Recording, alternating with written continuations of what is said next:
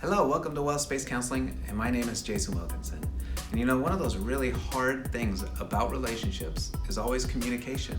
You might be out for a walk with your spouse or partner, grabbing a coffee, making dinner, and then all of a sudden the conversation maybe turns to finances or turns to kids.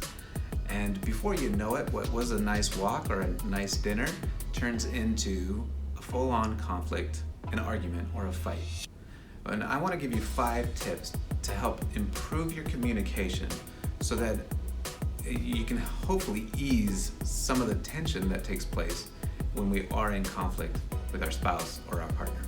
Tip number 1 is using iMessages. iMessages are really valuable. Oftentimes when we are in arguments, they turn it into accusatory statements. You did this, you failed at this, you did this wrong. And what iMessages do is it flips it, and instead of going ahead and saying you, it's more of an I felt this way. So you want to connect the iMessage to a feeling. I felt hurt when you went ahead and left today without saying goodbye.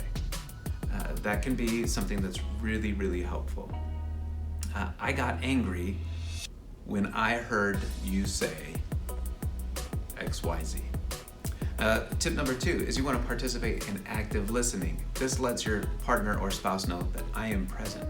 And so really what it is 1, you stop what you're doing and you pay attention to your spouse. You go ahead and you hear what it is that they have to say.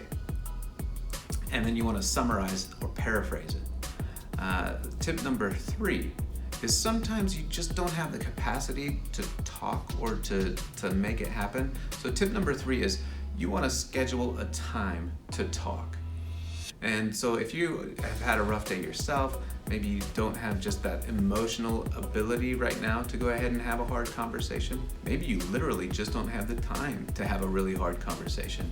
Going ahead and communicating to your spouse or your partner, just something as simple as, I think this is really important. I can tell this is important or valuable to you.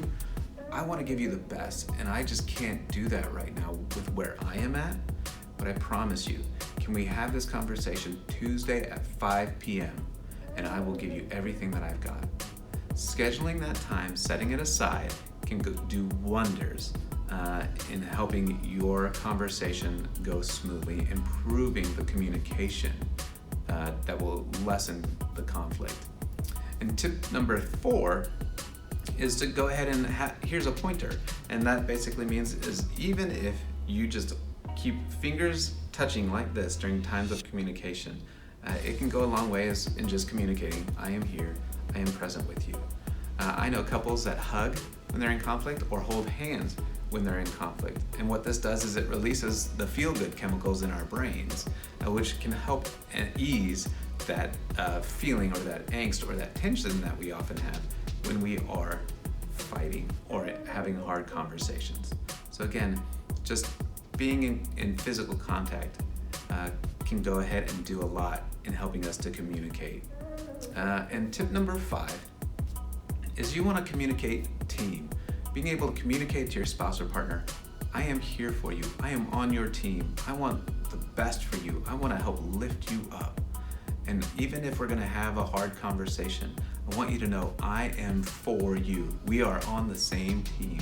And what that does is it reminds you that you are for that person, for your partner or for your spouse. And it helps them to know that you are with them. So again, the tension really drops and you can start having a dialogue that really brings out the best for both of you. So I hope these tips are helpful for you and that you can use them to improve your conversation.